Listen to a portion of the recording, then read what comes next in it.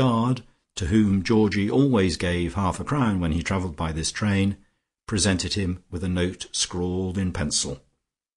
It ran: "Dearest Georgie, it was such a lovely day that when we got to Paddington, Ursie and I decided to bicycle down instead.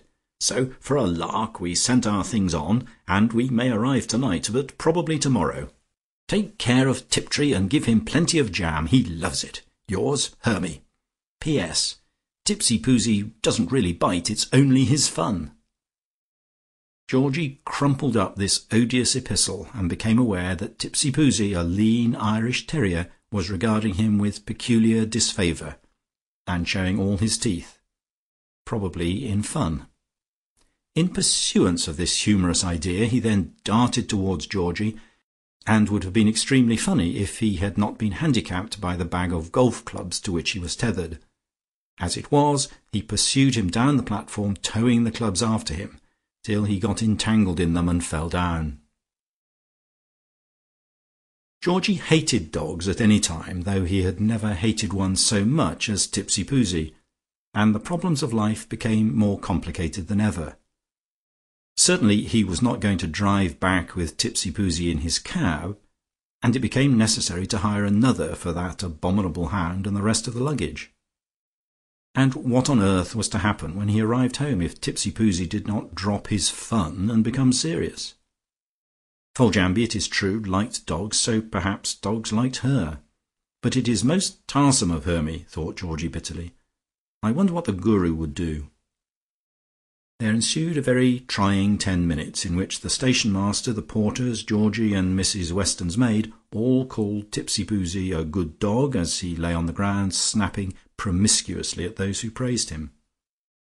Eventually a valiant porter picked up the bag of clubs, and by holding them out in front of him at the extreme length of his arms, in the manner of a fishing rod, with Tipsy-Poosy on a short chain at the other end of the bag, like a savage fish, cursing and swearing, managed to propel him into the cab, and there was another half-crown gone.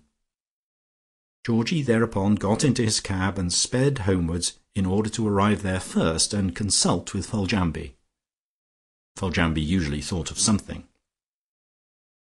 Foljambe came out at the noise of the arriving wheels, and Georgie explained the absence of his sisters and the advent of an atrocious dog.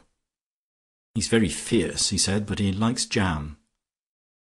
Foljambe gave that supreme smile which sometimes Georgie resented. Now he hailed it as if it was an angel face's smile. "I'll see to him, sir," she said. "I've brought up your tea. But you'll take care, Foljambe, won't you?" he asked. "I expect he had better take care," returned the intrepid woman. Georgie, as he often said, trusted Foljambe completely, which must explain why he went into his drawing-room, shut the door, and looked out of the window when the second cab arrived. She opened the door, put her arm inside, and next moment emerged again with Tipsy-Poosy on the end of his chain, making extravagant exhibitions of delight.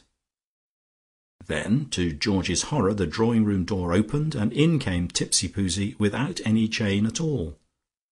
Rapidly sending a message of love in all directions, like an SOS call, Georgie put a small chair in front of him to shield his legs. Tipsy-Poosy evidently thought it was a game, and hid behind the sofa to rush out again from ambush. "Just got snappy being tied to those golf clubs," remarked Foljambe.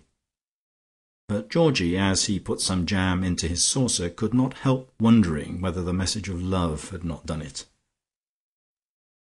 He dined alone, for Hermy and Ursie did not appear, and had a great polishing of his knick-knacks afterwards while waiting for them.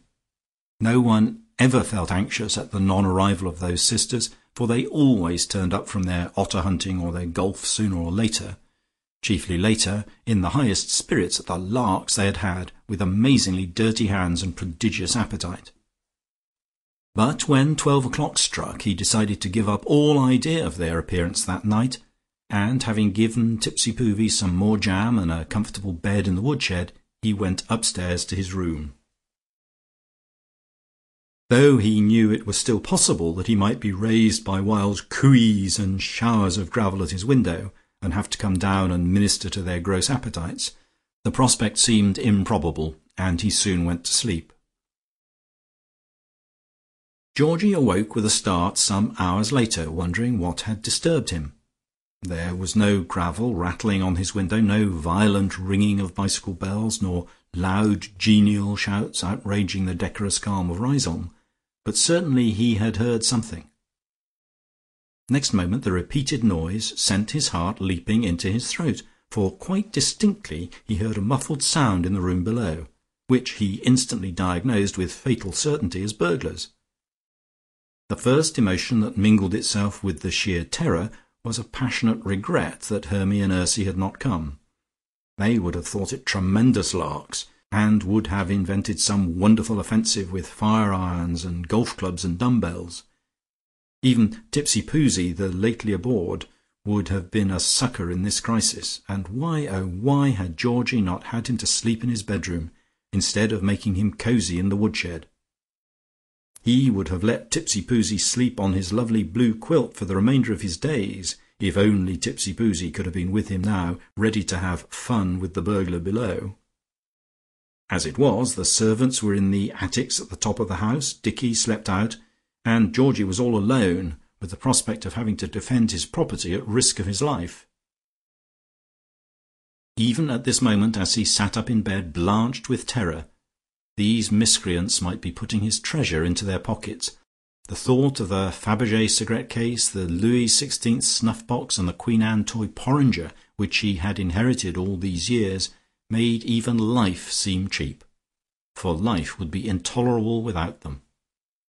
And he sprang out of bed, groped for his slippers, since until he had made a plan it was wiser not to show a light, and shuffled noiselessly towards the door. End of chapter.